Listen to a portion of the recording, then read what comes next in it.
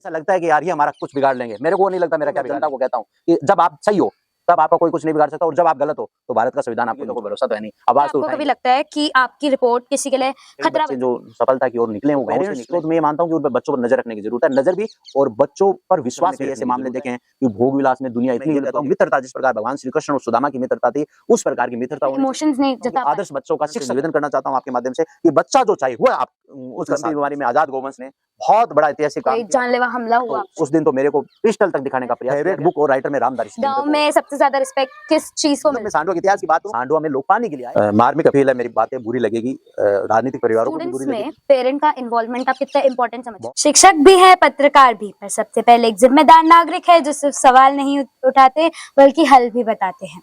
नमस्कार साथियों, स्वागत है आपका प्रणव दिव्यम टॉक्स पे के खास एपिसोड पर, जहां हम सुनते हैं ऐसे लोगों की कहानियां जिनका सफर हमें विचार देता है, प्रेरणा देता है और दिशा भी देता है। आज हमारे साथ है एक ऐसे व्यक्तित्व जो शिक्षक है, समाज सेवी है और एक पत्रकार भी है, जिन्होंने गांव के असली समस्याओं को जिया है, समझा है और आवाज भी उठाई है। ये एक ऐसे इंसान है जो सिर्फ चौक और ब्लैक बोर्ड तक सीमित नहीं बल्कि समाज के हर कोने को रोशन करने का जज्बा रखते हैं। सांडवा के गौरव, समाज की आवाज जुगल प्रजापति जी का हम दिल से स्वागत करते हैं इस पॉडकास्ट में। चलिए मिलते हैं एक ऐसे शिक्षक से जिनके कलम भी जागरूक करती है और जिनका संकल्प भी समाज को दिशा देता है। स्वागत है आपका जी। बहुत बहुत धन्यवाद आपको। आपने मेरे बारे में बहुत कुछ इतना बढ़ा चढ़ा के बोल दिया है, उतना मैं कुछ ही नहीं हूँ, न मैं पत्रकार हूँ। हाँ, मैं एक समाज में एक जागरूकता की मैं बात करता हूँ, और मेरा उद्देश्य कभी ये नहीं रहा कि मैं पत्रकारिता करूँ, लेकिन मैं चाहता हूँ कि हर व्यक्ति की जिम्मेदारी है जो इस देश में पैदा हुआ है। हम नेताओं से उम्मीद करते हैं, प्रशासन से उम्मीद करते हैं, लेकिन जनता मालिक है। जनता अपने कर्तव्य को, अपने जिम्मेदारी को भूल जाती है, तो मैं वो उनको याद दिलाता हूँ कि आपकी जिम्मेदारी भी है। तो एक बार आप अपना नाम और अपनी एज बताइए। मैं जुगल प्रजापति मेरा नाम है, और लगभग जीवन को जीते हुए 37 वर्ष पूरे हो गए हैं, और अभी भी कुछ जीना बाकी है, और समाज में और भी मुद्दे जागरूकता के साथ उठाना बाकी है। ओके, तो अब जैसे ये जो जर्नलिज्म फील्ड है, तो आपको ये बचपन से इच्छा थी करने की? बचपन से इच्छा तो ऐसा नहीं है कि बचपन से इच्छा थी। मैं राजकीय लक्ष्मी नारायण तापड़िया उच्च माध्यमिक विद्यालय में पढ़ा हूँ, और मैं कक्षा 5 तक अभिलाषा स्कूल में पढ़ा। उसके बाद में पारिवारिक परिस्थिति ऐसी थी कि अभिलाषा स्कूल जो निजी स्कूल था, फीस हालांकि उस समय उतनी नहीं थी, लेकिन हमारी सामर्थ्य शक्ति इतनी नहीं थी कि हम उनकी भी फीस भर पाए। लेकिन पिताजी ने सरकारी स्कूल में भेजा, और मैं अपने आप को धन्यवाद देता हूँ पिताजी को, परिजनों को, कि उन्होंने सरकारी स्कूल में भेजा और मैं इतना खुल पाया, बोल पाया। मैं क्लास का मॉनिटर बना, और अपने विचार रखने की अपने अंदर जो शक्ति है वो आई। तो जैसे उस टाइम के टीचर्स जो थे, जैसे आप सरकारी स्कूल में पढ़े हो, तो फिर सरकारी स्कूल और प्राइवेट स्कूल में भी पढ़े हो? 5वीं तक प्राइवेट पढ़ा। तो फिर आपको क्या लगता है दोनों में फर्क क्या है? दोनों में फर्क देखो, उस समय तो हम फर्क करने में सक्षम नहीं थे, लेकिन आप फर्क कर सकते हैं। ये है कि सरकारी स्कूल में पढ़ा हुआ बच्चा एकदम स्वतंत्र होता है, स्वच्छंद होता है, वह अपनी बात को रख पाता है, वह निकल पाता है। पीछे वाले गेट से गुरुजी पढ़ा रहे हैं, वो निकल पाता है, और सर के लिए, टीचर के लिए पानी का लोटा दौड़ने के लिए वो निकल जाता था, घंटी लगाने के लिए। तो वो उसमें बहुत आनंद की अनुभूति होती थी कि उस समय हमें कुछ करने में जो अच्छा लगता था कि हाँ हम टीचर है, हमें पढ़ा रहे हैं, हम पीछे से निकल जाते थे। मुर्गा हमें बनाया गया, हमें पीटा गया, मतलब इतनी, मतलब पीटने के बाद में भी जो हमारे जो साथी होते थे वो कहते थे तुम्हारे घर जाके घर वालों को कहेंगे। हम उन्हें उस समय कहते थे कि घर वालों को नहीं कहना है। उनको लालच देते थे, कल तेरे को टॉफी खिलाएंगे। फिर घर वालों से 1 रुपया मांगते थे, और बच्चे को टॉफी, यार तू घर वालों को मत कहना यार, हमें टीचर ने मारा है। आज जमाना थोड़ा सा उल्टा हो गया, टीचर थोड़ा डांट भी दे तो वह बात घर वालों के पास जाती है, घर वाले उसको भी सहन नहीं कर पाते, वो समाज के लिए चिंता का विषय। हाँ, मम्मी पापा आ जाते छोटी छोटी बात से लेके। हाँ, तो अभी जैसे आपने जर्नलिज्म किया है, तो आपका सबसे बड़ा चैलेंज और सबसे बड़ी जीत क्या रही है? देखो, चैलेंज और जीत तो मेरी कुछ भी नहीं है। मैं तो ये चाहता हूँ कि जब समाज का हर व्यक्ति जागरूक हो जाएगा, बोलना सीख जाएगा, जिस प्रकार मैं बोलता हूँ निडर होके, वैसे अगर बोलना सीख जाएगा तभी जीत होगी। वरना जीत और हार कोई, मेरा ये कोई है नहीं कि मैं जीत गया या मैं हार गया। मैं चाहता हूँ जब समाज का हर युवा सिस्टम के खिलाफ बोलने लग जाएगा, जहाँ गलत हो रहा है अच्छा हो रहा है वहां समर्थन करने लग जाएगा तो मुझे अच्छा लगेगा। लोग, एक चीज ये भी है कि लोग इसलिए नहीं करते क्योंकि उसमें टाइम भी जाता है, पैसा भी जाता है, तो ये क्या है? देखो, टाइम और पैसे की तो बात ऐसी है कि इस जीवन में आए हैं तो भरोसा तो किसी का है नहीं कि हम कितना जिएंगे। अगर ऐसा भरोसा मेरे को भी होता कि 100 साल में जीऊंगा तो मैं भी ऐसे माथापच्ची नहीं करता, मैं भी अपनी आराम से जीवन जीता। फिर मैंने सोचा कि उम्र का कोई पता नहीं, आज अभी बैठा हूँ, हो सकता है कल ऐसा हो जाए कि श्रद्धांजलि लोगों को देनी पड़ जाए। तो मैं इसमें विश्वास करता हूँ अगले पल में अगला पल नहीं है, इसलिए मैं ऐसे मुद्दे उठाता हूँ। और मुझे ऐसा फर्क नहीं पड़ता कि धन लग रहा है नहीं लग रहा। जैसे व्यक्ति जो समय देता है उसका धन तो लगता ही है। मैंने 15 साल प्राइवेट एजुकेशन सेक्टर में काम किए, तो मेरे को लोग फोन कर देते थे कि वहाँ आना है, तो मैं स्कूल में कह देता कि मैं जा रहा हूँ, तो वहाँ मेरी सीएल भी लगती थी, तो मेरा पैसा भी कटता था। तो वो महत्व पैसा का तो है ही नहीं है। जब व्यक्ति अपनी जिम्मेदारी समझने लग जाता है तो पैसा कोई मायने नहीं रखता। सही है। जिम्मेदारी इंसान को एक मैच्योर इंसान बना देती मैच्योर है। इंसान बनाते हैं। तो आप जैसे आप अपने काम में अपनी सबसे बड़ी ताकत क्या मानते हैं? ताकत मेरा ये है कि मैं डरता नहीं हूँ। पहली बात ये मेरी ये ताकत है, कितना भी बड़ा मामला हो, कोई भी सामने भूमाफिया हो, शराब माफिया हो, खनन माफिया हो या कोई भी शिक्षा माफिया हो, मैं आज तक डरा नहीं। मेरे को डर नहीं लगता और मेरे पास में ऐसा कुछ नहीं है कि मेरे साथ लोग खड़े हैं। मुझे पता है कि लोग डरते हैं, सिस्टम से डरते हैं, नेताओं से डरते हैं। उनको कहीं ना कहीं ऐसा लगता है कि यार ये हमारा कुछ बिगाड़ लेंगे। मेरे को नहीं लगता मेरा क्या बिगाड़ लेंगे। जब तक वो कहते हैं ना रब का आशीर्वाद है, ईश्वर का आशीर्वाद है, तब तक व्यक्ति को कोई कुछ नहीं बिगाड़ सकता। और यही मैं जनता को कहता हूँ कि जब आप सही हो तब आपका कोई कुछ नहीं बिगाड़ सकता, और जब आप गलत हो तो भारत का संविधान आपको नहीं छोड़ेगा। तो क्या आपका शुरुआत से कोई आपने किसी को देखा है जिससे आप इंस्पायर हुए हो? इंस्पायर तो ऐसा है कि मैं अपने आप में ही ऐसे सोचता था कि यार कुछ समाज में अलग किया जाए।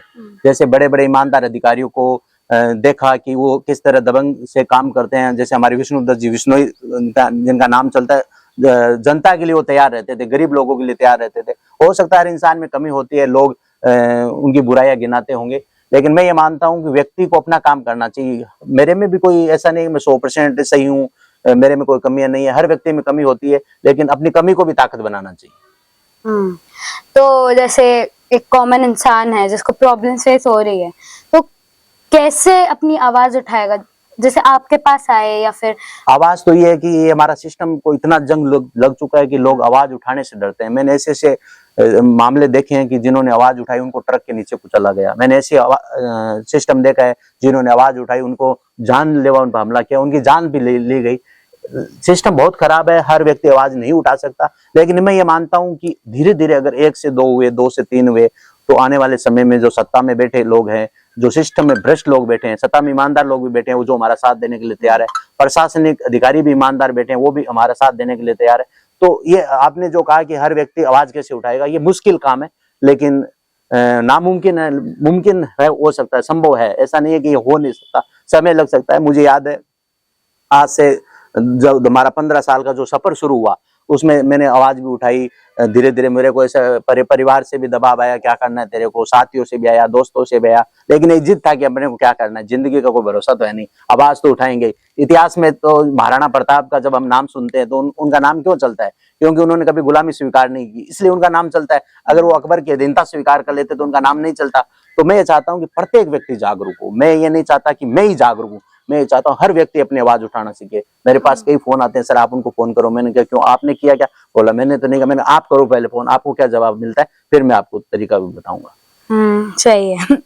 तो आपने जैसे जर्नलिज्म किया है तो गांव पे उसका क्या इम्पैक्ट है? इम्पैक्ट तो ये है कि कई मामले ऐसे रहे जिनके मैंने बारे में उनकी आवाज उठाई और लोगों में जागरूकता मतलब महसूस हुई है कि लोग इस समझ रहे हैं कि यार ये एक साधारण सा इंसान है जिसका कोई पारिवारिक, कोई राजनीतिक बैकग्राउंड नहीं है, कोई माफिया का बैकग्राउंड नहीं है, कोई डॉन नहीं है, कोई पैसे वाले नहीं है। एक सामान्य से परिवार से मैं निकला। मेरे पिताजी रेडियो मैकेनिक रहे हैं, क्षेत्र के लोग जानते हैं। अब जैसे मोबाइल का युग है वैसा ही एक दौर था रेडियो का। जब लोग ससुराल जाते थे रेडियो लेके जाते थे, इस प्रकार मोबाइल, हम घर से निकलते हैं मोबाइल लेके जाते हैं, उस समय लोग ससुराल जाते तो रेडियो लेके जाते थे। उस दौर में मेरे पिताजी रेडियो मैकेनिक रहे हैं, सब लोग जानते हैं। साधारण सा परिवार है। अब जब मेरे को भी लोग देखते हैं तो मैं ये देखता हूँ कि सांडवा के काफी लोग बोलने लगे हैं, युवा बोलने लगे हैं, डरते नहीं। पहले तो लोगों को डर ही था कि यार हम आवाज उठाएंगे तो हमारा कुछ हो जाएगा। अब धीरे धीरे लोगों में इम्प्रूवमेंट हुआ है, लोगों में सुधार हुआ है। सही। तो आप जैसे क्या आपने किसी खास रिपोर्ट से गांव में लाइक अभी हमने बात की कि आपने बदलाव लाए, तो कोई एक स्टोरी फेमस स्टोरी तो ये है कि मैं रिपोर्टिंग से बदलाव का ये है कि मेरा उद्देश्य ये हमेशा से रहा है कि अपन मिल के काम करें, रिपोर्टिंग करें। जैसे सांडवा में जैसे शिव मंदिर है, जो जीर्णोद्धार के लिए की जरूरत थी, अपना बिजली विभाग में शमशान घाट जो वर्तमान समय में आप मुक्ति धाम का जो स्वरूप देख रहे हो, मुझे बड़ी खुशी होती है कि जो वर्तमान समय का जो शमशान घाट है, मुझे आज भी याद है कि दिवंगत कन्हैयालाल जी पांड्या का निधन हो गया था और हम उनके दाह संस्कार में गए तो वहां लोगों के पैरों में कांटे चुभे थे। तो मैं और कई साथी थे वहां, उसमें अलग अलग नाम लूंगा तो लंबी लिस्ट हो जाएगी। तो उसमें उन्होंने कहा कि यार ऐसा है, तो मैंने कहा इसको बदलाव करते हैं और कन्हैयालाल जी पांड्या के 12 दिनों के बाद में हमने वो मिशन को शुरू किया। और आज वो शमशान घाट में जिन लोगों ने मुक्ति धाम को ये सुंदर स्वरूप देख रहे हैं, वो हम जैसे साथियों ने बीजारोपण किया था और उसको वट वृक्ष बना के इतने भामाशाहों ने और इतने समाज सेवी लोगों ने जागरूकता के कारण वो संभव हुआ। मतलब हमने सांडवा के सभी जनप्रतिनिधियों को शमशान घाट में बुलाया। मैंने कहा ये समस्या है, आने वाले समय में हर व्यक्ति जब कोई व्यक्ति मर जाता है तो उसके ऊपर कोई चौकी बना रहा है, तो ये आने वाले समय में इतना संभव नहीं है। तो सांडवा के सभी जनप्रतिनिधि मेरे निवेदन पर, हम सभी युवा साथियों के निवेदन पर आए और उन्होंने कहा पंचायत में कल मीटिंग करेंगे। मैंने कहा नहीं, मीटिंग आज ही होगी, शमशान घाट में होगी और तुरंत जैसी भी बुलाई गई तुरंत कार्य शुरू किया गया। और आज बहुत से युवाओं के प्रयास से, बाहर जो भामाशाह बैठे हैं उनके प्रयास से, गांव में जो भामाशाह बैठा प्रयास से, एक व्यक्ति कुछ नहीं कर सकता। हाँ, लेकिन हमें ये खुशी है कि हम जिन 5-10 युवाओं ने वो वहां पर जो प्रयास किया और आज उसका ऐसा लग रहा है कि हाँ शमशान घाट में घूमना चाहिए। तो अब दूसरा कि क्या आपको कभी लगता है कि आपकी रिपोर्ट किसी के लिए खतरा बन सकती है? जैसे आपने बताया कोई आपको फोन करके बोलता है कि मेरे लिए फोन कर दो उन्हें, तो आप कहते हो तो खतरा कुछ नहीं बन सकता, ऐसा कुछ मामला खतरा बन सकती है, कई रिपोर्ट खतरा बन सकती है। जैसे शराब माफियाओं की बात करें, भूमाफियाओं की बात करें, खनन माफियाओं की बात करें, तो लोग ये कहते हैं कि यहाँ पर खनन हो रहा है, यहाँ पर अवैध शराब बिक रही है। और हमारा सिस्टम को इतना जंग लग चुका है, मैं सार्वजनिक मंच से इस आपके पॉडकास्ट के माध्यम से कहना चाहूंगा कि मान लो कोई ने फोन कर दिया तो सिस्टम इतना जंग लग चुका है कि वो बता देगा अधिकारी या कर्मचारी कि मेरे को फोन जुगल प्रजापति ने किया है, मेरे को फोन आपने किया है, तो उससे खतरा बन सकता है।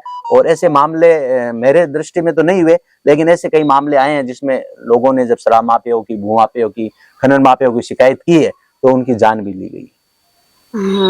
बहुत तो जैसे आपने बताया, तो कोई आपकी रिपोर्ट को सेंसर किया है?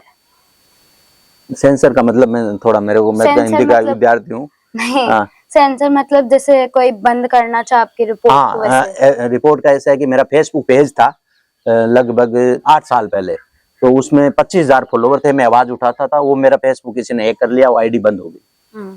वो 8 साल पहले बंद हो गई। अच्छा, तो चौथा कि गांव की प्रॉब्लम्स को दिखाने के अलावा कोई पॉजिटिव स्टोरीज भी आप दिखाते हैं? पॉजिटिव स्टोरी दिखाते हैं, जैसे कोरोना काल हो, मैं कोरोना काल में जो लोगों को जागरूक करने का काम है, या गरीब लोगों को जब भी जरूरत पड़ी है, मतलब किसी को सहयोग की जरूरत पड़ी है, तो मेरी एक आवाज पे भामाशाहों ने दिल खोलकर सहयोग किया है। और बहुत अच्छा मुझे ऐसा लगता है कि पैसे देने वालों की कमी नहीं है, लेने वालों की कमी है। और बहुत ऐसे कई मामले हैं जो गरीब स्थिति थी, जिनके पास घर नहीं था, जिनके पास मकान नहीं था, जिन लोगों को खाने का सामान नहीं मिला, तो हमने गोपनीय तरीके से भी बहुत लोगों की मदद की है। ओके, तो जैसे डिजिटल टूल्स और टेक्नोलॉजी वो जर्नलिज्म में क्या बदलाव ला सकते हैं? डिजिटल टूल में तो बहुत बदलाव आ सकता है। कोई जमाना था कि अखबार का इंतजार करते थे 24 घंटे, मान लो किसी क्षेत्र में घटना हो गई तो उसके बाद 24 घंटे बाद हमें पता चलता था कि ये होगी। आजकल डिजिटल माध्यम से सकारात्मक और नकारात्मक दोनों होती है। नकारात्मक थोड़ा ज्यादा होता है, ऐसे व्हाट्सएप पर, फेसबुक पर ऐसे कई मैसेज आते हैं कि वहां पर ऐसी घटना हो गई, हम उसकी पुष्टि किए बिना ही उसको फॉरवर्ड कर देते हैं। और पॉजिटिव ये कि अच्छी बात है, मान लो कहीं पर अच्छा काम हो रहा है, कहीं बेटियों की शादी करनी है, कहीं बच्चों को पढ़ाना है, तो ऐसे कई सकारात्मक पहलू पे डिजिटल मार्केटिंग हो रही है, डिजिटल टूल्स का उसमें उपयोग हो रहा है, लोग सहयोग कर रहे हैं। जैसे आपने देखा होगा सोशल साइट पर ऐसे ऐसे बीमारियों के बच्चे जिनका इलाज 8 करोड़ था, 10 करोड़ था, 20 करोड़ था, और डिजिटल मार्केटिंग के माध्यम से, डिजिटल सोशल साइट के माध्यम से लोगों ने 1 रुपये से लेकर लाखों रुपए सहयोग किया, उनकी जान बचाई गई है। तो ये बहुत बड़ा मददगार हो सकता है। हाँ, तो अब आप बात करते हैं, आपके जब आप पढ़ाते भी हैं तो फिर उसके बारे में थोड़ा बात कर लेते हैं। तो कोई गांव के बच्चों में, जैसे अर्बन साइड के जो बच्चे हैं, वो कई बार देखा जाता है कि थोड़े बिगड़े हुए से होते हैं, तो क्या गांव के बच्चों में भी है ऐसा? देखो, बिगड़ा गांव का भी बच्चा हो सकता है, शहर का भी बच्चा हो सकता है। हाँ, ये है कि गांव के बच्चों पर पेरेंट्स ध्यान कम दे पाते हैं, क्योंकि सामाजिक और आर्थिक परिस्थिति ऐसी होती है कि वो सुबह निकलते हैं, शाम को घर पे काम करने के बाद ही आते हैं, तो बच्चों पर ध्यान नहीं दे पाते। और आजकल ये मोबाइल के युग में शहरों के बच्चों की स्थिति भी खराब है, गाँव के बच्चों की स्थिति भी खराब है। तो मेरा कहने का मतलब है कि पेरेंट्स, अभिभावक अपने बच्चों को टाइम दे, समय दे। जैसे आप मोबाइल चला रहे हो, घर में 4 घंटे आपने रील देखी, तो मैं चाहता हूँ कि 1 घंटे आप बच्चों को अपने गोद पे ले, पुचकारे, उनसे बात करें, तो कुछ स्थिति में बदलाव हो सकता है। हाँ, गाँव के बच्चों और शहरों के बच्चों में ये अंतर है कि शहरों के बच्चों पर पूरी नजर पेरेंट्स की रहती है कि बच्चा का टाइम क्या है, ट्यूशन का क्या टाइम है, वो खेलने का कब जा रहा है, उसका पूरा है। गाँव का बच्चा है, मान लो निकल गया सुबह, शाम को 5 बजे निकल गया, रात को 8 बजे आ रहा है, तो उन पर नियंत्रण नहीं रह पाता। लेकिन फिर भी गाँव के बच्चे मतलब बनस्पत शहरों के बच्चों से थोड़ा ठीक रहते हैं, डिसिप्लिन डिसिप्लिन रहते हैं। जैसे गांव के जो बच्चे हैं, वो मतलब उनके लिए क्या ड्रीम रहते हैं? जैसे हायर एजुकेशन को ज्यादा क्या चलन है इस? देखो, परिस्थितियां निर्भर करती है। गांव के लोग सिर्फ अपना जीवन वो देखते नहीं है, हाई प्रोफाइल लोगों को नहीं देखते। कई बच्चे जो सफलता की ओर निकले हैं, वो गांव से निकले, और गांव के बच्चे ही आगे बढ़ रहे हैं। जैसे गांव का बच्चा वो शहर जाके बस गया, अब है तो बच्चा वो गांव का ही, वो बच्चा है तो गांव का ही, तो उस आगे बढ़ने के लिए उसे प्रेरणा मिलती रहती है। और जीवन का सबसे पहला लक्ष्य हर व्यक्ति का ये रहता है कि अपना रोजगार मिले, अपना परिवार चले, तो यही चलता है। और गांव के बच्चे भी बहुत आगे गए हैं, कई क्षेत्रों में आगे गए।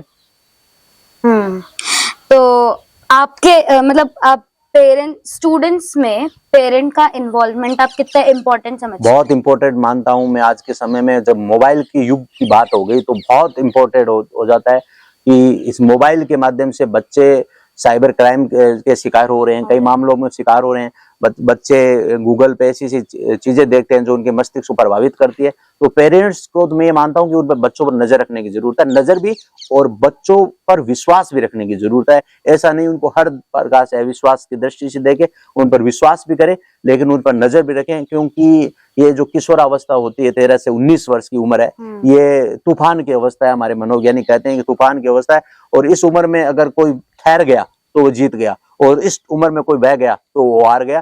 तो बच्चों को समझने की जरूरत है। आधुनिक समय आ गया है, सोशल साइट का जमाना आ गया है। मतलब आप अपने घर में बच्चों पर ध्यान नहीं दे पा रहे हैं, क्योंकि बच्चा दूसरों से कनेक्ट हो रहा है। कई प्रकार की सोशल साइट, उन पर ध्यान देने की जरूरत है। बच्चा मोबाइल में पासवर्ड नहीं लगाए, और लगाए तो तुरंत उसका मोबाइल बच्चा मांगे। अगर तुरंत बच्चा आपको मोबाइल दे रहा है, उसके मन में कुछ भी नहीं है, तो आपका बच्चा सही रास्ते पे जा रहा है। तो जैसे आप किस तरह से स्टूडेंट्स के पर्सनल ग्रोथ पे फोकस करते हैं? मैं पर्सनल ग्रोथ पे ये करता हूँ, मैं सबसे पहले बच्चों से हमेशा ही कहता हूँ, पढ़ना कोई जरूरी नहीं है, आपके प्रतिशत बनाना जरूरी नहीं है। मैं सत्य की बात करता हूँ हमेशा, कि सत्य परेशान हो सकता है, पराजित नहीं, सत्य में जयते। आप सत्य बोले, सत्य बोलोगे तो आप में बहुत बड़ी ताकत आएगी। आप अपने माता पिता के सामने सत्य बोलो, आप मित्रों के सामने सत्य बोलो, आप अपने गुरुजनों के सामने सत्य बोलो। जब आप सत्य बोलोगे तो आप में अलग पॉजिटिव रहोगे, आप सकारात्मक रहोगे। तो मैं बच्चों को ये कहता हूँ कि पढ़ाई इतनी इंपॉर्टेंट नहीं है जितनी व्यक्ति में इंसानियत होनी इंपॉर्टेंट। आप पढ़ लिख लिया, आप सीए बन गए, आप डॉक्टर बन गए, आप इंजीनियर बन गए, रास्ते से गुजर रहे हो, कुत्ता घायल है और आप उस पर नजर ही नहीं है, गाय भैंसारा पड़ी आपकी उस पर नजर नहीं है, आपके घर के सामने भिखारी है, बूढ़ा है, वो बैठा तड़प रहा है, आप पर उस पर नजर नहीं है। तो इंसानियत भी होना जरूरी है। जब हमारे में पढ़ लिख लेंगे तो हमारे में इंसानियत नहीं होगी तो क्या फायदा। जैसे आजकल हमने कई ऐसे मामले देखे हैं कि भोग विलास में दुनिया इतनी विलुप्त हो गई है कि बच्चे अमेरिका में बैठे हैं, फ्रांस, जर्मनी, यूरोप, इटली में बैठे हैं, माता पिता तड़प रहे हैं, उनको इलाज वाले की व्यवस्था नहीं है। मतलब कई ऐसे ऐसे मामले हैं कि माता मर गई, 12 महीने तक उनको पता ही नहीं चला। तो ऐसे बच्चों की जरूरत नहीं है। जिन माता पिता ने हमें आगे बढ़ाया है, जिन माता पिता ने हमें सक्षम बनाया है, उनके लिए हमें समय देने की आवश्यकता है, माता पिता के संपर्क में रहने की आवश्यकता है। और ये कहना चाहूंगा, आप कहीं पर भी बैठे हो रहो, अगर माता का फोन आ गया, पिता का कॉल आ गया, तो आपको फोन उठाना चाहिए। आपकी चाहे कितने इमरजेंसी में बैठे हो, मैं तो कहता हूँ फोन आपको अपने परिवार का सबसे पहले उठाना चाहिए। क्योंकि आप ऐसा कई बार मैंने देखा है कि बच्चे बैठे रहते हैं, किसी का फोन नहीं उठा रहा, 50 घंटे कर ले, क्या पता क्या हो जाए। तो आप कहीं भी रहें, आप अपने माता पिता से संपर्क में रहें, उनसे बात करें, क्योंकि माता पिता से हमें, माता पिता का वजूद है तब हमें। तो नेक्स्ट क्वेश्चन है कि आपके लिए एक अच्छा स्टूडेंट कौन है, परफेक्ट स्टूडेंट कौन? देखो, अच्छा स्टूडेंट वही है जो अपने आप पर नियंत्रण रख सके, अपने भावनाओं पर नियंत्रण रख सके, अपने इमोशंस पर नियंत्रण रख सके। मैं हमेशा बच्चों को एक बात कहता हूँ कि नौकरी कोई जरूरी नहीं है, आप पैसा कमा पाए ये जरूरी नहीं है। हाँ, आप प्रयास करें, आप हमेशा अच्छा प्रयास करें और आप सत्य की राह पर चले। आप अपना काम ईमानदारी से करें। आपकी दिनचर्या होनी चाहिए। आप सुबह कब उठते हो, आप रात को कब सोते हो, आप कितना घंटा मोबाइल को देते हो, आप कितने घंटे विद्यालय में रहते हो, आप किन बच्चों के साथ रहते हो, ये संगति का बहुत अच्छा असर पड़ता, संगति का असर पड़ता है। जैसे आपके पिताजी बहुत अच्छे हैं लेकिन आपका मित्र अच्छा नहीं है, मैं कहता हूं आपका मित्र अच्छा होना चाहिए। अगर आपका मित्र अच्छा है तो आपका परिवार कैसा रहा हो, आपके पिताजी कैसे रहे हो, आप अच्छे हो जाओगे। तो मैं ये कहता हूं मित्रता जिस प्रकार भगवान श्री कृष्ण और सुदामा की मित्रता थी, उस प्रकार की मित्रता होनी चाहिए। व्यक्ति को अपने मतलब सिद्धांतों पे काम करना चाहिए। ऐसा नहीं है कि मित्र सिगरेट पी रहा है तो उसके साथ सिगरेट पीना शुरू कर दे, मित्र शराब पी रहा है तो सिगरेट पीना शुरू कर दे। अपने परिवार को देखकर जीना चाहिए कि अपने परिवार की समाज में क्या भूमिका है, उनकी क्या पृष्ठभूमि है। तो जैसे आजकल के बच्चे हैं जो माता पिता आई मीन टीचर्स से, माता पिता से, मित्र से जो खुल के बोल नहीं पाते, अपने इमोशंस नहीं जता पाते, ये बहुत चिंता का विषय है। मैं इस बारे में हमेशा पेरेंट्स से बात करता हूँ कि आप अपने बच्चों से बात कीजिए। बच्चे कह नहीं पाते। आज वो जमाना चला गया कि माता पिता से बच्चा संकोच करेगा, टीचर से संकोच करेगा, ऐसा कुछ नहीं। आप खुलकर बात कीजिए। फिर बाद में आपको ऐसा पता चलेगा कि मेरे बच्चे ने ऐसा किया, मेरी बेटी ने ऐसा किया, तो आप उनसे खुलकर बात कीजिए, एज ए फ्रेंड बात कीजिए, एक मित्र बात कीजिए। ये कब होगा? जब आप समय देंगे।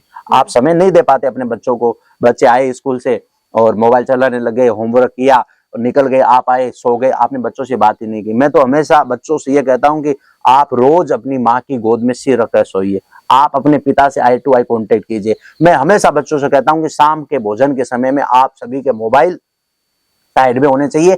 आप अपने माता पिता के साथ, सब जितने भी परिवार में लोग हैं उनके साथ बैठकर भोजन कीजिए और उनसे बात कीजिए। 1 घंटा मोबाइल ऑफ होना चाहिए। मैं कहता हूं जिस प्रकार हमारे सरकारों द्वारा ये प्रयास किया जाता है कि लाइट ऑफ होती है 1 घंटा, तो मैं कहता हूं घर में 1 घंटा मोबाइल बंद होना चाहिए। बच्चों की बात को पेरेंट्स को सुनना चाहिए, पेरेंट्स की बात को बच्चों को सुनना चाहिए। स्कूल में क्या हो रहा है, आप कौन से मित्रों के साथ रह रहे हो, आप किन किन लोगों के संपर्क में, ऐसा होना चाहिए। वरना ऐसे ऐसे मामले हो जाते हैं, बच्चा 2 नंबर में काम कर रहा है, बच्चे के अकाउंट में कहीं से पैसे आ रहे हैं, बच्चा 5,000 के लालच में कोई गलत लाइन में चला गया।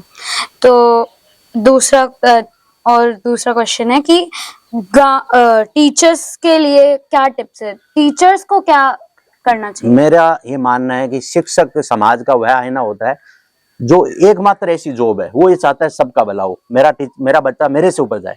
डॉक्टर ये चाहता है कि मेरे पास रोगी आए, डॉक्टर ये चाहता है कि इसकी कैंसर हो, डॉक्टर ये चाहता है कि हार्ट का पेशेंट हो, डॉक्टर ये चाहता है इसकी गंभीर बीमारी हो, डॉक्टर ये चाहता है। वो अकेले चाहता है कि समाज में लड़ाई हो, झगड़े हो, मर्डर हो, हत्याएं हो। ये मतलब प्रोफेशन है उनका, क्योंकि उनको वो ये समाज में कल्पना नहीं करते कि शांति रहे, और डॉक्टर ये कल्पना नहीं करता कि सब स्वस्थ रहे। लेकिन केवल शिक्षक एक ऐसा जॉब है, वो ये चाहता है कि मेरा बच्चा मेरे से ऊपर जाए, मेरा बच्चा आईपीएस बने, मेरा बच्चा आईएएस बने, मेरा बच्चा सीएस बने, सीए बने, मेरा बच्चा एक व्यापारी बने, मेरा बच्चा एक समृद्ध किसान बने। तो शिक्षक ही एक ऐसा है जो ये चाहता है कि वह आगे बढ़े उसका बच्चा। मैं एक हमेशा ये कहता हूँ, बड़े बड़े विद्वानों ने कहा है कि डॉक्टर की गलती है वो कब्र में छिप जाती है, और वकील की गलती है वो कागजों में छिप जाती है, लेकिन शिक्षक एक गलती करता है तो वह गलती समाज में पूरे राष्ट्र को दुखी करती है और राष्ट्र को बदनाम करने का काम करती है। तो मैं चाहता हूँ शिक्षक हमेशा बच्चों के सामने आदर्शवादी बने। मैं चाहता हूं कि आदर्श बच्चों का शिक्षक बने। शिक्षक ये समय का मेरा हमेशा सिद्धांत रहा है। मैंने आज 18 साल मेरे शिक्षण के हो गए, विद्यालय में जाते हो गए। मैं विद्यालय जब भी जाता हूँ, छुट्टी पर रहता हूँ अलग बात है, जब भी मैं विद्यालय जाता हूँ मैं चैलेंज करता हूँ बच्चों से कि अगर मैं जिस दिन लेट आ गया, मैं स्कूल में 1 मिनट अगर देरी से पहुंच गया तो आपको पूरे सत्र में छूट दूंगा कि आप पूरे सत्र लेट आए। तो ये मतलब ये कब संभव होगा? जब मैं अपने आप पर नियंत्रण करूंगा। मैं बच्चों को कहूँ कि समय पर आना है, मैं बच्चों को कहूँ कि तुम्हें नशा नहीं करना है, और मैं बाहर खड़ा होकर मैं सिगरेट पीऊं, तंबाकू ऐसे मत लो, तो मैं बच्चों को कहूंगा तुम्हें आईपीएल ऑनलाइन सेटिंग नहीं करना, मैं खुद करूं, तो ये बच्चों पर नेगेटिव प्रभाव पड़ेगा। बच्चे भी आजकल समझदार है, बच्चे भी अपने में नजर रखते हैं कि हम जैसा कहें वैसा करें, तो बच्चे हमसे कुछ सीखेंगे। तो आखिरी क्वेश्चन इस टीचिंग और एजुकेशन के लिए कि आजकल के जो बच्चे हैं, जो युवा पीढ़ी है, वो अपने आप पे नियंत्रण करना सीख रही है, तो किस तरह से उन्हें और अपने आप पे ध्यान देना चाहिए? कोई अपने आप में ध्यान देने की आवश्यकता है। Self control is best control. स्व नियंत्रण ही सबसे अच्छा नियंत्रण है। व्यक्ति को अपने भावनाओं पर नियंत्रण रखना चाहिए, अपने इमोशन पर नियंत्रण रखना चाहिए। हमारा खान पान ऐसा हो गया कि हम अपने आप पर नियंत्रण नहीं रख पाते हैं। हमारे जो कल्चर है, हमारे जो सांस्कृतिक वातावरण है, वो अपने को प्रदूषित होता रहा है। लोग कहते हैं पर्यावरण प्रदूषण हो गया, मैं कह रहा हूँ निश्चित रूप से पर्यावरण प्रदूषण हो रहा है, लेकिन इसके साथ ही सांस्कृतिक प्रदूषण हो रहा है। सांस्कृतिक प्रदूषण क्या हो रहा है कि मुझे याद है कि हम हमारे दौर में अपने बहन भाइयों के बीच में एक बात का एक मर्यादा होती थी। हम अपने पेरेंट्स से एक मर्यादा से बात करते थे। आजकल बातों का स्तर मतलब अपने परिवार में चाचा चाची ताऊ ताई के बच्चों के साथ हमारा जो रिलेशनशिप है, मतलब भाई बहनों के साथ रिलेशनशिप है, तो हम ऐसे कई विचार सुनते हैं, लोगों के बारे में चर्चा सुनते हैं, तो हमें बड़ा दुख होता है कि यार इस लेवल की बातें भाई बहनों के बीच होने लगी। और इस समाज में हम कौन से वर्ग में जी रहे हैं कि कलयुग के तो अभी 5000 वर्ष बीत रहे हैं, और हम तो बहुत कलयुग की मतलब ऐसा लग रहा है कि कलयुग के 50,000 वर्ष बीत रहे हैं। जितने वर्ष का वो तो कलयुग खत्म होने वाला, इस स्थिति पर आ गए। तो मैं चाहता हूं कि युवा पीढ़ी से कि नियंत्रण करें, बच्चों पर नियंत्रण करें, बच्चों से बातें करें, बच्चों से चर्चाएं करें। तो अब बढ़ते हैं सेगमेंट 3 पे, सोशल वर्क और कम्युनिटी सर्विस के बारे में। तो सबसे पहले कि आजाद गोवंश जैसी ऑर्गेनाइजेशन के पीछे क्या उद्देश्य था ये बनाने का? उद्देश्य ये था कि एक ग्रुप मैंने क्रिएट किया था कुछ सालों पहले, उसका नाम था कलम यूं ही चलेगी। मतलब कलम यूं ही चलेगी का मतलब है कि हम हमारी बातें कहते रहेंगे, हम रुकेंगे नहीं। तो एक दिन ऐसे गायों की चर्चा आ गई ग्रुप में, तो भाई गजानन चांडक, रामदेव बोरा, रमेश पांड्या, तो हम चर्चा कर रहे थे। गांव के और भी युवा थे, सब युवाओं का नाम लिया नहीं जा सकता। तो उन्होंने कहा हम क्या प्रयास कर सकते हैं, तो हमने ग्रुप बनाने की सोची। और जो आजाद गोवंश जो नाम है वो भाई गजानन चांडक की देन है कि उन्होंने कहा कि नाम ऐसा रखा जाए। तो जो गाय है तड़पती थी गली में, गायों को पानी नहीं मिलता था, सड़क पे दुर्घटना हो गई तो कोई सुध लेने वाला नहीं था, जो पानी की खेलियां बनी उसमें पानी नहीं था। तो मुझे खुशी है कि आजाद गोवंश से लोग जुड़े। और भामाशाहों का तो मैं तहे दिल से प्रणाम करता हूं कि उन्होंने इतना विश्वास किया। मतलब मेरे एक निवेदन पे उन्होंने इतना विश्वास किया, मुझे आज भी उनको गर्व होता है। और मैं ये कहता हूँ कि व्यापार आगे से आगे बढ़े। और हमारा जो युवाओं का जो संगठन था, मैं उन संगठनों के आह्वान पर आजाद गोवंश की स्थापना हमने की और आजाद गोवंश बना। और काफी लोगों ने महीने का 100 रुपए अंशदान, काफी लोग जुड़े उसमें, महीने के 100 रुपए अंशदान देते थे। हर महीने 100 रुपए अंशदान देते रहते, हर महीने हम हिसाब किताब भेजते रहते। जब लंपी हुआ जो गोवंश में बहुत बड़ी, जैसे मनुष्य में कोरोना बीमारी आई तो उस समय लंपी बीमारी आई, उस लंपी बीमारी में आजाद गोवंश ने बहुत बड़ा ऐतिहासिक काम किया। मैं उन युवाओं को धन्यवाद देना चाहता हूं जिन्होंने हमारे आजाद गोवंश पर विश्वास किया।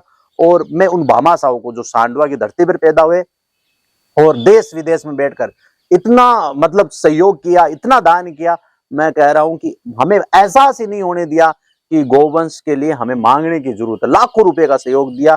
आजाद गोवंश की स्थापना के बाद में सांडवा के लोगों में गायों के प्रति जो दान देने का जो भाव था उसमें बहुत बढ़ोतरी हुई। हालांकि दान पहले भी लोग देते थे, ऐसा नहीं है कि हमने दान लेना शुरू किया, हमसे पहले भी लोगों ने करोड़ों रुपए दान गोवंश के लिए। लेकिन एक जो विश्वास, एक जो यकीन लोगों में जो पैदा हुआ है आजाद गोवंश के नाम पर, मैं उसके लिए दिल से धन्यवाद देना चाहता हूँ भामाशाहों को। और उस प्रत्येक व्यक्ति को धन्यवाद देना चाहूंगा जो मन से साथ था। कोई जरूरी नहीं है कि दान धन से ही दिया जाता, मैं कहता हूँ दान मन से भी किया जाता है। तो आजाद गोवंश जो कंसेप्ट था, मैं बहुत खुश हूं कि आज भी वो आजाद गोवंश लगातार चल रहा है और निश्चित रूप से चलेगा। तो अब जैसे आजकल के अडल्ट्स हैं जो पैसे कमाते हैं, तो आपको क्या लगता है कि जैसे उनको कितनी % of their income social service में देनी चाहिए? कौन सी सोशल सर्विस के सेक्टर? देखो, सोशल सर्विस ऐसी है कि व्यक्ति का व्यक्तिगत मत होता है कि कितने प्रतिशत व्यक्ति दान करे। मैं ये चाहता हूं कि व्यक्ति को कभी किसी जरूरतमंद की मदद करने का अवसर मिले तो करना चाहिए। वह कितना प्रतिशत देता है या नहीं देता है वो उस पर निर्भर करता है। मैं ये कहता हूँ कोई व्यक्ति अगर आप सहयोग लेने आता है तो आप उसे 1 रुपये भी दीजिए, जरूर दीजिए, उसकी भावनाओं को आहत मत कीजिए। कोई गरीब व्यक्ति है, लोग इस मामले में कहते हैं कि भिखारियों को दान नहीं देना चाहिए। मैं कहता हूँ इस दुनिया में सबसे सच्चे व्यक्ति है वो भिखारी है। वो मांग के लेते हैं, यार मेरे को पैसा दे दो, ये मेरे को 10 रुपए दे दो, मेरे को 20 रुपए दे दो। तो सोशल वर्क के दौरान लाइक कोई जानलेवा हमला हुआ आप पे? सोशल लाइफ पे जानलेवा हमला ये कि खनन की बात हो रही थी ताल छापर अभ्यारण्य में, मुझे इसका व्यक्तिगत रूप से हमेशा दुख रहेगा। मतलब एक SDM उपखंड अधिकारी महोदय के समक्ष मतलब जन सुनवाई में मेरे सामने भूमाफियाओं, खनन माफियाओं ने जानलेवा हमला किया। मैंने अपनी जान बचाई। ताल छापर अभ्यारण्य का हुआ है काला दिन, हमेशा इतिहास में दर्ज किया जाएगा कि ताल छापर अभ्यारण्य में सरकारी कार्यालय में सरकारी अधिकारी के सामने मेरे पे जानलेवा हमला किया। मैं अगर बीच में अगर पीछे नहीं जाता, मैं पुलिस अधिकारियों से कॉल नहीं करता, तो उस दिन तो मेरे को पिस्टल तक दिखाने का प्रयास किया गया कि तू इधर आ, बाहर निकल, तेरी हम छोड़ेंगे नहीं, तेरे को जिंदा नहीं छोड़ेंगे। फिर भी मैंने अपने आप को संयमित किया, क्योंकि वो भूमाफिया ज्यादा थे और मेरे जैसे वहां लोग एक दो थे। फिर मैं अपने बचाव किया, और मैं हमेशा अपने जीवन में जब मैं अपने बारे में लिखता हूँ तो उस दिन को जरूर लिखता हूँ कि आज भी प्रशासनिक अधिकारी के सामने एक जागरूक युवा पर, एक पर्यावरण की बात करने वाले युवा पर जानलेवा हमला हुआ। और उसके बाद भी कई कुख्यात गैंगस्टरों के नाम से मेरे को इंटरनेशनल नंबरों से भी धमकी दी गई जान लेने की, कि हम तुम्हें कल तुम सुबह घर से निकलेगा तो जान ले लेंगे। और मैंने पुलिस में इसकी एफआईआर दर्ज करवाई, और मुझे इसका व्यक्तिगत रूप से दुख है कि मैंने हमेशा पुलिस प्रशासन का सहयोग किया। पुलिस प्रशासन ने जब भी हमारी जागरूकता की जरूरत पड़ी किसी भी काम में, तो मैं पुलिस प्रशासन के साथ रहा, सकारात्मक कार्यों में साथ रहा। लेकिन जब मेरे पर जानलेवा हमला हुआ, इंटरनेशनल कॉल से मेरे को धमकी दी गई, मैंने एफआईआर दर्ज करवाई, लेकिन आज तक पुलिस उनका पता नहीं लगा पाई। मैं चाहता हूं कि पुलिस के सभी अधिकारी भ्रष्ट नहीं होते, ईमानदार भी होते। मुझे दुख रहेगा इसका व्यक्तिगत रूप से कि पुलिस के समक्ष मेरे निवेदन पर भी आज तक उन लोगों का पता नहीं चल पाया जिन्होंने मेरे साथ अभद्रता से बात की, मेरे पे जानलेवा हमले की बात की। मैं तो भगवान पे विश्वास रखता हूँ कि भगवान उन लोगों पर किसी दिन न्याय करेगा जो लोग अच्छे काम कर रहे हैं, उनको अलग करने का प्रयास कर रहे हैं। जैसे शराब माफिया है, रात को एक जगह हो जाते हैं, भूमाफिया रात को एक जगह हो जाते हैं, खनन माफिया रात को एक जगह बैठ के पार्टी करते हैं। लेकिन अच्छे व्यक्ति, अगर दो ही व्यक्ति मिलकर बैठ गए, दो अच्छे व्यक्ति बैठ गए, तो लोग उनको फोन करके कहेंगे आजकल तू इसके साथ कैसे रह रहा है, आज क्या तुम्हारे क्या बात है। लेकिन खनन माफिया, भूमाफिया, शराब माफिया ये रात को बैठ के पार्टी करते हैं। और अच्छे व्यक्ति अगर दिन में कहीं एक जगह बैठ के चर्चा कर ले तो समाज उसको बर्दाश्त नहीं कर सकता, जनता बर्दाश्त नहीं कर सकती। मैं जनता से हाथ जोड़ के अपील करना चाहता हूँ, अच्छा काम कोई भी करे, वह किसी भी जाति में पैदा हो, किसी भी धर्म में हो, किसी भी गोत्र में हो, किसी भी क्षेत्र में हो, उसका दिल खोल के समर्थन दीजिए।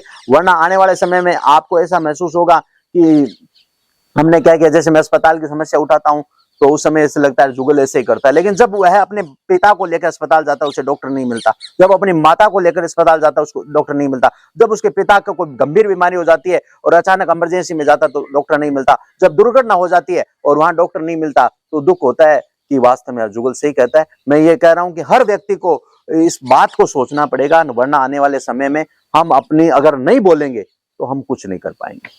तो जैसे आपने बताया आपका आजाद गोवंशिक प्रोजेक्ट था, तो और कोई प्रोजेक्ट्स? अभी प्रोजेक्ट क्या, मैं पर्यावरण पे काम करना चाहता हूँ। मैं चाहता हूँ कि इस गांव में पर्यावरण की बात हो, हर गली में इतने पेड़ हो जाए, हर व्यक्ति इतना जागरूक हो जाए कि वो अपने घर के आगे एक पेड़ लगा ले। हर व्यक्ति अगर घर के आगे पेड़ लगा लेगा तो दुपहिया वाहन खड़े करने के लिए, गाड़ी खड़ने के लिए उसे आवश्यकता दिक्कत महसूस नहीं होगी। और ऐसे हम तो मकान बना के बैठे हैं, हम तो हो सकता है 1 करोड़ का मकान बना ले, लेकिन जो पक्षी है बेचारे जो घोंसला कहाँ डालेंगे, तो हमने मकान भी इस तरह बनाने लगे हैं कि उसमें न कोई आला है, न कोई उसमें जगह रखी है जहाँ पक्षी बैठकर विश्राम कर सके। तो मैं निवेदन करना चाहता हूँ, आप घर में चाहे पक्षियों को एंट्री मत दें, आपने पूरा घर पे कर दिया, आपने एसी लगा दिए, आप ठंडक में रहना चाहते हो, लेकिन आप अपने भविष्य के लिए भी सोचिए कि आपके आने वाली पीढ़ी के आपके अकाउंट में पैसे मिल सकते हैं।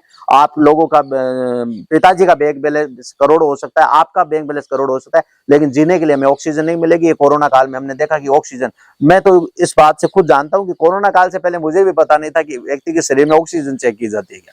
कोरोना काल में मैं यहाँ पर पूरे दिन गाँव की गलियों में गाड़ियों में घूमता था, जागरूक करता था, और मैं इस दौरान मेरे कोरोना पॉजिटिव हो गया और मैं चूरू मेडिकल कॉलेज में 7 दिन एडमिट रहा।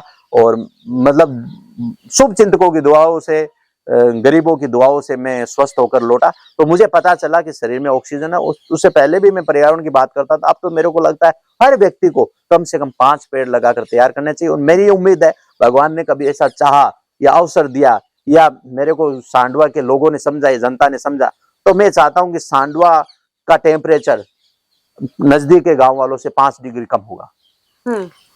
तो अब हम बहुत सीरियस चले गए थे, तो अब थोड़ा रैपिड फायर आते हैं। मैं 2 ऑप्शंस दूंगा, सवाल पूछूंगा, आपको फटाफट जवाब देना, ओके? चाय या कॉफी? दोनों नहीं। तो क्या पीते हो? कुछ नहीं पीता। लोग कहते हैं कि तुम क्यों खून पीते हो, ऐसा कुछ नहीं है। मैं गलत लोगों के खिलाफ बोलता हूँ, हालांकि गलत लोगों के विचारों के खिलाफ हूँ, उन गलत लोगों के खिलाफ नहीं हूँ। तो न मैं चाय पीता हूँ न मैं कॉफी पीता हूँ। हाँ, लोग मेरे को कहते हैं तुम खून पीते हो, ऐसा मेरा कोई इरादा नहीं है। मैं तो ये चाहता हूँ कि लोगों का खून पॉजिटिव हो, लोगों को विचार पॉजिटिव हो। गांव की फेवरेट जगह? गांव की फेवरेट जगह जहाँ पर गोसाई ओरण है वो मेरे को फेवरेट जगह लगती है कि वहाँ पर इतना अच्छा वातावरण रहता था पहले। और वहाँ हमारे सांडवा की एक पहचान है, विरासत है। सांडवा के लोग वहाँ पर मतलब एक अपनी पहचान मानते हैं कि सांडवा में पशु मेला लगा। मैं इस अवसर पर जिन पुण्यात्माओं ने सांडवा की पशु मेले की शुरुआत की उनको प्रणाम करता हूँ। और वो मेरे को फेवरेट जगह इसलिए लगती है कि वह ओरण है, वहाँ पर पेड़ है। हालांकि अब वहाँ पर सांस्कृतिक प्रदूषण हो चुका है। मैं जाता हूँ तो शराब के पवे मेरे को मिलते हैं, मुझे दुख होता है। वहाँ लोग सिगरेट के कस लेते हैं, वहाँ मुझे दुख होता है लोग वहाँ शराब पीते हैं। और वहाँ मतलब जो सांस्कृतिक प्रदूषण के दौरान जो भी चीजें होती है वहां पर होती है।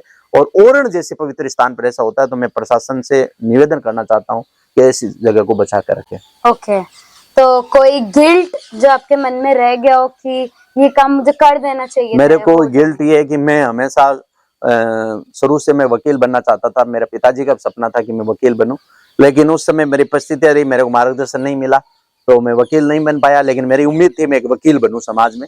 लेकिन अब मेरे को ये लगता है कि मेरे पास डिग्री नहीं है वकील वाली, लेकिन अनुभव, मेरे साथी वकील बन गए, मेरे शिष्य वकील बन गए, मेरे शुभचिंतक कई वकील बन गए, तो मुझे संतुष्टि है। लेकिन मुझे लगता है कि मेरा सपना था एक वकील बनने का, जो मेरा पूरा नहीं हो पाया। और उम्मीद करता हूं कि समाज में अच्छे वकील बने जो अच्छाई की बात करे, अच्छी जंग की बात करे। ओके, सोशल मीडिया या न्यूज़पेपर?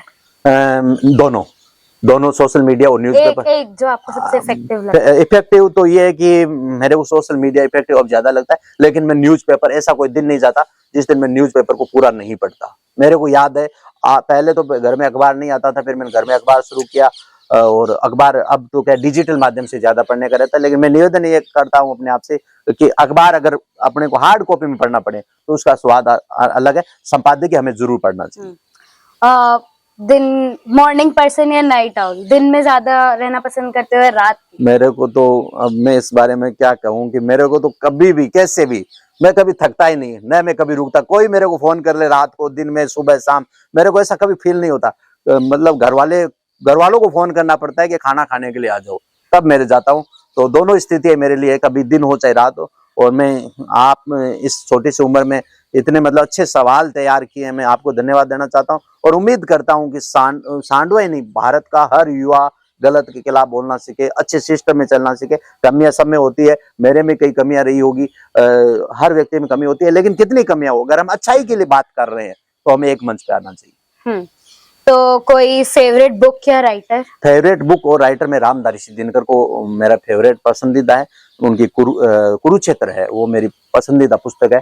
और रश्मि रति, मैं जब भी अवसर मिलता है तो मैं उसको बार बार पढ़ता हूँ। प्रेमचंद को गोदान, प्रेमचंद को जब पढ़ता हूँ तो समाज की पीड़ा, दर्द जो है वो एहसास मेरे को जीने का अवसर मिलता है कि वास्तव में मुंशी प्रेमचंद जी ने आज से 70-80 साल पहले वो लिख कर चले गए, जो आज भी समाज में किसानों की स्थिति है, समाज की स्थिति है, गरीब लोगों की स्थिति है, शोषित पीड़ित की स्थिति है, समाज में जो छुआछूत है, जो जातिवाद है, वो मतलब खतरा है देश के लिए। हमें राइटर्स को पढ़ना चाहिए, हमें किताबों को पढ़ना चाहिए। ओके, टीचर या जर्नलिस्ट सबसे टफ? सबसे टफ तो मेरे को लगता है कि जर्नलिज्म ही लगा, क्योंकि लोग साथ नहीं देते और रिजल्ट नहीं आता है। तो टीचर के लिए कि रिजल्ट टीचर का मिलता है, जर्नलिज्म का नहीं मिल पाया। हाँ, तो फिर अपने आप के लिए एक विशेषण? अपने आप का विशेषण है कि मैं थोड़ा भावुक हो जाता हूँ। इमोशन मेरी बहुत बड़ी कमजोरी है। धैर्य नहीं रख पाता, जब गलत होता है तो लोग साथ नहीं देते तो मैं धैर्य नहीं रख पाता। मेरे को धैर्य रखने की जरूरत है। मैं अपने आप में सुधार करने का प्रयास कर रहा हूँ। निश्चित रूप से ये समय रहा तो सुधार होगा। तो आपने कभी सोचा है पॉलिटिक्स में आने का? ये सोचा तो मैंने, इसके बारे में अब मैं क्या बताऊं। मैं व्यक्तिगत रूप से ये सोचता हूं कि पॉलिटिकल में, राजनीति में अच्छे लोग आए। मैं नहीं सोचता कि मैं आऊं। मैं चाहता हूं कि ऐसे लोग आए जो पारदर्शिता रखे, ये ग्राम पंचायत हो, नगर पालिका हो, ऐसे लोग आए जो हर हिसाब किताब जनता के सामने रखे, ईमानदारी से काम करे। लेकिन मुझे ये कहते हुए दुख होता है कि ईमानदारी प्रशासन राजनीति में नहीं रही। मैं ये चाहता हूँ अच्छे लोग आए, राजनीति में आए, सरपंच पद के लिए आए, जनता उन्हें अवसर दे। तो मैं जनता से अपील करना चाहता हूँ, जाति, धर्म, गोत्र, क्षेत्र को छोड़ के आप अच्छे लोगों का चुनाव करें। गांव में सबसे ज्यादा रिस्पेक्ट किस चीज को मिलती है? कि क्या करने से या किस चीज को मिलती है? रेस्पेक्ट तो वर्तमान समय में रेस्पेक्ट दो तरीके से होती है। एक तो दिमाग होता है, एक दिल होता है। लोग डरते हैं नेताओं से, राजनेताओं से, पॉलिटिशियन से डरते हैं। डर के कहते हैं, उनकी इज्जत करते हैं, उनको मान सम्मान देते हैं। उनको ये लगता है कि हमें ये किसी मामले में फंसा देंगे, या हम फंस गए तो हमारे साथ नहीं देंगे, हमारे साथ थाने नहीं जाएंगे, हमारे साथ बड़े अधिकारियों के पास नहीं जाएंगे। तो लोगों के मन में है ये है, लेकिन दिल से लोग जो अच्छा काम करते हैं, मुझे पूर्ण विश्वास है हर व्यक्ति, मेरा नहीं, मैं अच्छा काम नहीं कर रहा, सांडों में सैकड़ों युवा है जो अच्छा काम कर रहे हैं। कोई सामने आ जाता है, कोई नहीं आता है, रोज चुनाव हो। तो किन मुद्दों की चर्चा आगामी सांडवा के चुनाव में होते हुए आप देखना चाहते हैं? किन मैं ये मुद्दों चाहता के हूँ कि शिक्षा और स्वास्थ्य दो महत्वपूर्ण विषय। सांडवा अस्पताल कोई जमाने में बहुत अच्छी अस्पताल हुआ करती थी, यहाँ से बड़े बड़े सर्जन डॉक्टर निकले, CMHO निकले, तो सांडवा अस्पताल में ऐसी व्यवस्था मिले हर व्यक्ति को, क्योंकि ग्रामीण क्षेत्र गरीब जनता है, तो वो प्राइवेट महंगे अस्पतालों में नहीं जा सकती, वह अस्पताल में उसका अच्छा इलाज मिले। सरकारी विद्यालय हमारा निस्संदेह अच्छा कार्य कर रहा है। हमारे गांव में लड़कियों के स्कूल की आवश्यकता है और एक लड़कों की कॉलेज की आवश्यकता है। और झोला छाप जो डॉक्टर है, जिन्होंने गांव में आतंक मचा रखा है, जिन्होंने गांव को इतना लूट किया, कई लोगों का उन्होंने मर्डर किया है, मैं खुले मन से कहना चाहता हूँ, उन्होंने गलत इलाज से कई लोगों की हत्या की है, और मुझे व्यक्तिगत बहुत पीड़ा होती है। मैं जब भी कोई नेता मिलता है सोशल साइड पे या व्यक्तिगत रूप से, मैं उनसे निवेदन करता हूँ कि हमें एक दिन ये संसार छोड़ के जाना है, और आप ऐसा काम कीजिए, लोग जो मर्डर कर रहे हैं, गलत काम कर रहे हैं, तो उनसे सांडवा को मुक्ति दिलाई और सांडवा स्वच्छ रहे, सांडवा में हर घर पानी पहुंचे, हर घर पानी पहुंचे। मेरी जिम्मेदारी है कि सांडवा का हर युवा जो भी चुनाव लड़े, हर घर में पानी पहुंचे, मेरी जिम्मेदारी होनी चाहिए, हर युवा की जिम्मेदारी होनी चाहिए जो सांडवा की राजनीति में भाग ले रहा है या समर्थक बन रहा है, किसी भी नेता का समर्थक बन रहा है, उसको ये सोचना चाहिए सांडवा में गरीब लोग जिनके घर में खाने का अनाज नहीं है, उन्होंने इस बार 500 रुपए पानी के टैंकर के, 700 रुपए पानी के टैंकर के दिए, तो कितनी पीड़ा होती है कि जिन घर में कपड़ा पहनने का नहीं है, जिन लोगों के पास खाने के लिए नहीं, वहां उन्होंने पानी का पैसा दिया है। अरे कोई जमाना था लोग पानी का दान किया करते थे, प्याऊ लगाया करते थे, घर घर में पानी की व्यवस्था करते थे। आज जो सांडवा पानी के लिए बसा है, मतलब मैं सांडवा के इतिहास की बात करूं तो सांडवा में कोई ऐसा नहीं है कि खेती के लिए लोग आए, सांडवा में लोग कोई बिजनेस के लिए आए, नहीं, सांडवा में लोग पानी के लिए आए। क्षेत्र में पानी की कमी थी, सांडवा मीठा पानी था, और आज सांडवा की स्थिति है कि घरों में पानी नहीं पहुंच रहा। उसका कारण है प्रशासन और पंचायत प्रशासन में और सांडवा के नेताओं में तालमेल नहीं है, और भविष्य की सोच नहीं है, वो सोच नहीं सकते। तो मैं 3 ही बातों पर जोर देना चाहूंगा, शिक्षा, स्वास्थ्य और पानी, और इतना हो जाएगा तो पर्यावरण तो हम अपने आप से ही कर लेंगे। और पानी हो जाएगा तो हर घर के सामने एक पेड़ लगे। मैं सांडवा का जो भी सरपंच बने, मैं उनसे निवेदन करना चाहता हूँ कि इस प्रोजेक्ट पे काम करे, मेरा यही विचार तो जब आप अपने कर्म भूमि पे जाओगे और गांव वापस आओगे तो सांडवा में चुनाव की आड़ शुरू हो जाएगी, तो आप जनता से क्या आग्रह करेंगे कि किस बेसिस पे वोट देना है? मैं जनता से ये अपील करना चाहता हूँ, मार्मिक अपील है, मेरी बातें बुरी लगेगी, राजनीतिक परिवारों को भी बुरी लगेगी और उनके समर्थकों को भी बुरी लगेगी। मैं चाहता हूँ कि सांडवा में इस बार चुनाव नहीं हो, सांडवा में एक ऐसा निर्विरोध व्यक्ति को चुना जाए और 20 युवाओं को इस बार मौका दिया जाए। मैं 6 परिवारों से राजनीति विनम्र अपील करना चाहता हूं कि आपने सांडवा की राजनीति में खूब राज कर लिया, 5 साल आप सांडवा के 19 वार्ड है और वार्ड बढ़ गए, तो उन युवाओं को आप ऐसे युवाओं का चुनाव करें, निर्विरोध रूप से उनको चुने, एक कमेटी बनाई जाए जिससे निर्विरोध चुनाव होगा तो सांडवा की छवि बढ़ेगी। और 5 साल हम युवाओं को दीजिए आप, हम इस गांव की दशा और दिशा को बदल देंगे, ये मुझे पूर्ण विश्वास है। मैं उन युवाओं में शामिल नहीं हूं, मैं जिन युवाओं की बात कर रहा हूं कि उनको मौका दीजिए, मैं उन युवाओं में शामिल नहीं हूं, लेकिन मैं हमेशा मार्गदर्शक के रूप में सांडवा के गांव के लिए रहूंगा। और मैं 6 परिवारों से, जो राजनीतिक परिवार है सब जानते हैं, मैं हमेशा इस बात के लिए आग्रह करता हूं कि 5 साल सांडवा के युवाओं को मौका दीजिए और निर्विरोध रूप से सांडवा का चुनाव कीजिए। मतलब सरपंच को चुनिए, पंचों को चुनिए, किसी प्रकार के चुनाव करवाने की जरूरत नहीं, दशा और दिशा बदलेगी। और गांव की जन्मभूमि के लिए मेरे मन में ये भाव है कि एक बार नहीं, तो मैं ये कहता हूं कि अच्छे लोगों का आप साथ दीजिए, आपको डरने की कोई जरूरत नहीं है, आप रेस्पेक्ट करना या नहीं करना, कोई मैं ये कहूँ कि कोई मैं आऊं और कोई व्यक्ति खड़ा हो मेरे को, नहीं, मैं ये नहीं चाहता। मैं ये चाहता हूँ कि मेरे आने से वो खड़ा हो या नहीं हो, लेकिन अगर मेरी अच्छी बात है तो मेरे वो पीछे से आगे से मेरा साथ जरूर दे, यानी हर व्यक्ति का साथ दे। तो कोई ऐसी पोएम या फिर कहानी जो आपकी जिंदगी बदल गई? ऐसा कुछ नहीं है, मैं बड़े साहित्यकारों को पढ़ता हूँ, प्रेमचंद जी को, रामधारी दिनकर को, कि व्यक्ति में अगर कुछ बदलाव की स्थिति हो तो व्यक्ति कर सकता है। एक पंक्ति व्यक्ति के विचार को बदलने की काफी होती है, एक शब्द भी व्यक्ति के विचार में बदलने के लिए काफी होता है।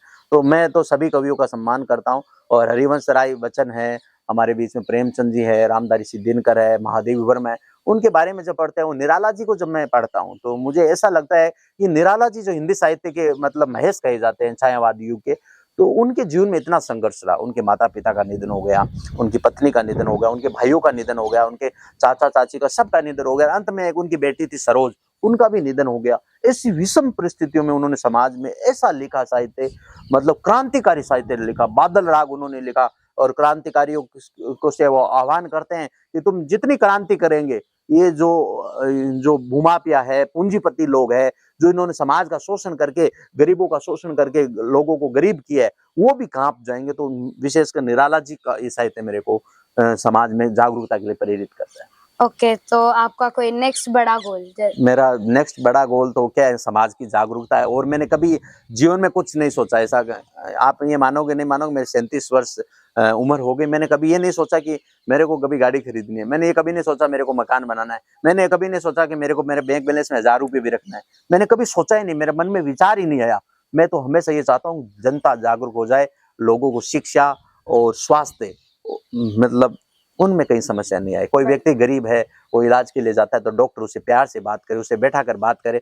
और जो झोला छापों की समस्या है गांव में, हर गांव में झोला छापों की समस्या से गांव को नींद मिले, क्योंकि मनुष्य का जो शरीर है, स्वास्थ्य है, हम एक 8वीं फेल 10वीं फेल मतलब व्यक्ति के पास जाके उसके इलाज करा देते हैं। पढ़ने के लिए व्यक्ति को 12th में नीट एग्जाम क्लियर करना पड़ता है, MBBS पढ़ना पड़ता है, डॉक्टर MD बनना, फिर वो व्यक्ति हर पार्ट का इलाज कर पाता है। लेकिन हमारे क्षेत्र में मतलब इतने झोला छाप डॉक्टर हो गए जो मतलब उनको कुछ नहीं आता, फिर भी लोगों की हत्या ही कर रहे हैं। एक तरीके से मैं प्रशासन से अपील करना चाहता हूँ कि ऐसे लोगों पर अंकुश लगाए, वरना हम जब भगवान के पास जाएंगे तो हमें हर चीज का जवाब देना पड़ेगा। तो जैसे अभी पिछले साल या इस साल हुआ था, NTA के नीट के पेपर्स लीक हो गए थे, तो 72 अराउंड टॉपर्स निकले थे, तो जिन्होंने पढ़ा भी नहीं, वो पैसे ये वो एक चिंता का विषय आपका।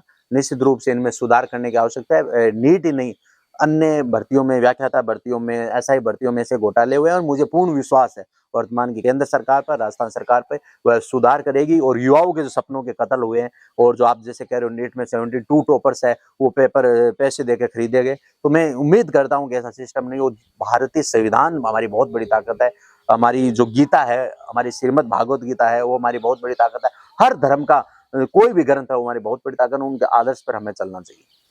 हाँ, तो आपके, अब हम लास्ट में क्लोजिंग में आते हैं, तो आपकी जिंदगी में आपके लिए सबसे इम्पोर्टेंट चीज क्या है, एक शब्द में बताइए। इम्पोर्टेंस एक शब्द में ये है कि मेरा जो देश है, मेरा देश आगे बढ़े, कभी हमारा देश के टुकड़े नहीं हो, हमारा देश हमेशा सक्षम रहे। आप अपनी सक्सेस का क्रेडिट किसको देते हैं? मेरी अभी कोई सक्सेस नहीं है, मैं अनसक्सेस हूँ, मैं कोई सक्सेस नहीं हुआ हूँ। सक्सेस में जिस दिन होगा, मेरी विचारधारा है कि समाज का हर व्यक्ति जागरूक हो, और अभी मैं कोई सक्सेस नहीं हूँ। तो जहाँ तक आप पहुँचे हैं, हाँ, मैं वहां तक पहुंचा हूँ। मैं अपने माता पिता, मेरे पिताजी ने बहुत संघर्ष किया। जब हम इस गांव में आए थे तो हमने किराए के मकान में हम रहे, और मेरे पिताजी ने, मेरे माताजी ने खूब बहुत संघर्ष किया, हमें इस लेवल पर पहुंचाया। मैंने, मेरे को PG करवाई, मेरे को BEd करवाई, और मैं आज शिक्षक हूँ। तो गांव के युवाओं और बच्चों के लिए आपका मैसेज? मेरा हाथ जोड़ के गांव के युवाओं और बच्चों से अपील है कि सट्टेबाजी से बचे, ऑनलाइन गेमिंग से बचे, वरना आने वाली पीढ़ी हमारी बर्बाद हो जाएगी, और ऐसे हालात उत्पन्न हो जाएंगे जिसका हम निराकरण नहीं ढूंढ पाएंगे, जिस पर हमारा नियंत्रण नहीं रह पाएगा। और अच्छाई का आप साथ दीजिए, कोई भी साथ, अगर आपका दुश्मन भी अगर अच्छा काम कर रहा है तो उसके लिए आप सकारात्मक लिखिए, उनके साथ खड़े होइए। और आपका पेरेंट्स और टीचर्स को कोई मैसेज? पेरेंट्स टीचर को यही मैसेज है, मैंने पहले भी बता दिया पेरेंट्स को, कि पेरेंट्स बच्चों को समय दें, पेरेंट्स बच्चों को समय दे, बच्चों के बारे में जाने, बच्चे किसके साथ रहते हैं, किसके साथ उठते हैं, किसके साथ बैठते हैं। और शिक्षकों से मेरा निवेदन है कि आपको मनोवैज्ञानिक बनना पड़ेगा। वो तड़ी का जमाना गया, वो छड़ी का जमाना गया, अब बच्चों को आपको मित्र बनाने की जरूरत है। बच्चों से हर समस्या आपको जानने की जरूरत है, बच्चे के भावों की जानने की जरूरत है, बच्चा क्या करना चाहता है। जैसे पेरेंट्स क्या करते हैं, मेरे को बच्चे को डॉक्टर बनाना है, अब वो डॉक्टर बनना ही नहीं चाहता, वो टीचर बनना चाहता है। पेरेंट्स कहता है मेरा बच्चा इंजीनियर बनाना है, वो इंजीनियर बनना ही नहीं चाहता।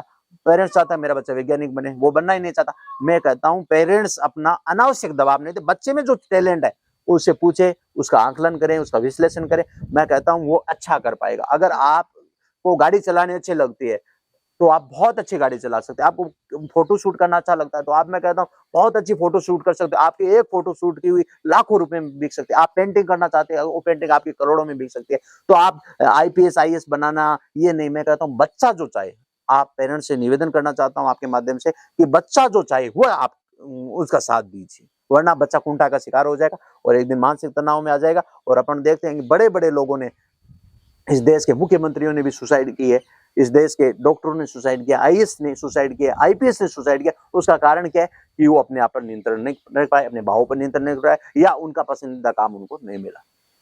तो ये था हमारा आज का episode 2 of Pranav jam talks and आप मुझे बहुत अच्छा लगा कि आप इस मंच पे आए। मैं आपको भी व्यक्तिगत रूप से धन्यवाद देना चाहता हूं कि आपने इतनी जानकारियां मतलब इकट्ठी की और मेरे से सवाल पूछे, और इस उम्र में आपने जो आपकी एक कला है वो आगे बढ़े, और उम्मीद करता हूं कि आपको जो जिस कार्य में रुचि है, स्वरुचि है, आप उस कार्य में आगे बढ़े। बहुत बहुत धन्यवाद। और ग्रामवासियों से और देशवासियों से अपील है, अच्छा व्यक्ति कहीं पर भी हो उसका साथ दीजिए, उसके उद्देश्य को साथ दीजिए, और मूक जानवरों और पर्यावरण के साथ आप हमेशा खड़े रहें, मूक जानवरों की मदद करें। जय हिंद, जय पर्यावरण। आज हमने जाना जुगल प्रजापति जी के विचारों के बारे में और उनके विचारधाराओं के बारे में कि वो कैसे क्रांति लाना चाहते हैं। तो आगे के एपिसोड्स के लिए बने रहिए हमारे साथ। ऐसे ही इंसाइटफुल पॉडकास्ट आपको मिलते रहेंगे। Like, share and subscribe to all of your friends and family. Thank you. धन्यवाद।